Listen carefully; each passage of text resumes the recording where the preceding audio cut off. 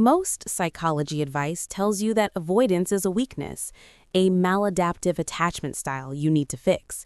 But for the INFJ, your refusal to avoid might actually be your greatest liability.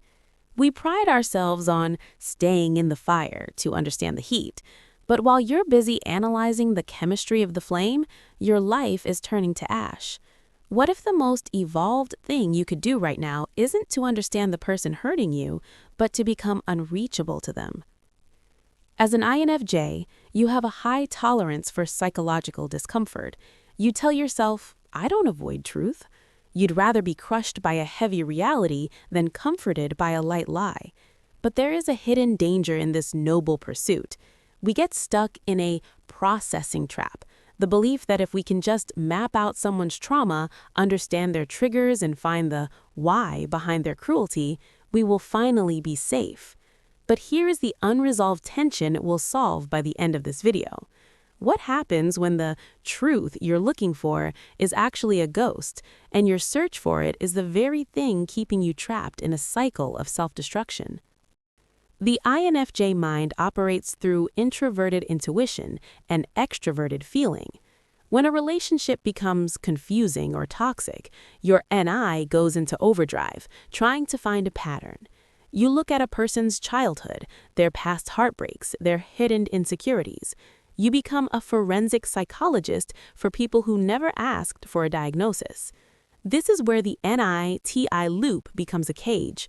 You take in data, FE, and you try to build a logical system, TI, to explain it. But if the person you're dealing with is inconsistent, manipulative, or simply uninterested in growth, you are feeding your brain noise and expecting it to produce music. You think you're being logical, but you're actually just being enmeshed. Think about a current relationship that drains you. Maybe it's a parent who subtly undermines you, or a friend who only calls when their life is a catastrophe. You stay close because you understand them. You think, they don't mean it, they're just hurting. But notice what happens to your perception when you are that close.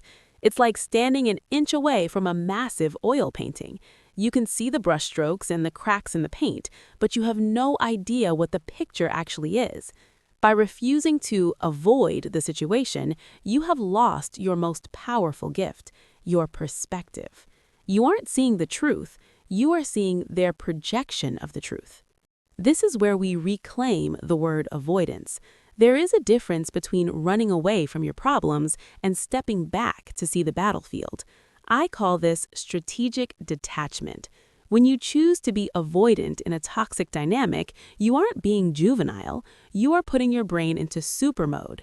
In normal mode, when you're enmeshed, your perception is blurred by their emotions. In super mode, at a distance, you can finally see the objective reality. You don't need to know why they lied, you only need to know that they are a liar.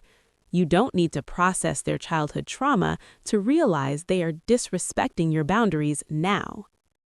Giving yourself permission to pause is the ultimate INFJ power move. It's the realization that you are not a crutch for someone else's dysfunction.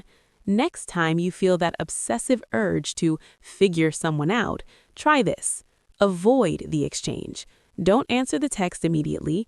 Don't dive into the emotional atmosphere they've created. Instead, ask yourself, if I were looking at this situation from 30,000 feet, what would I see? Usually, the answer is simple, and it doesn't require a 10-page psychological report. It looks like this. This person makes me feel small. Therefore, I will move away. We started with a question. What happens when the truth you're looking for is a ghost?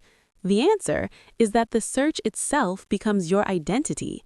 You become a person who lives in other people's shadows, trying to light their way. The resolution to our tension is simple but terrifying. You don't need the true answer from them. You are the answer. Your peace is the only logic that matters.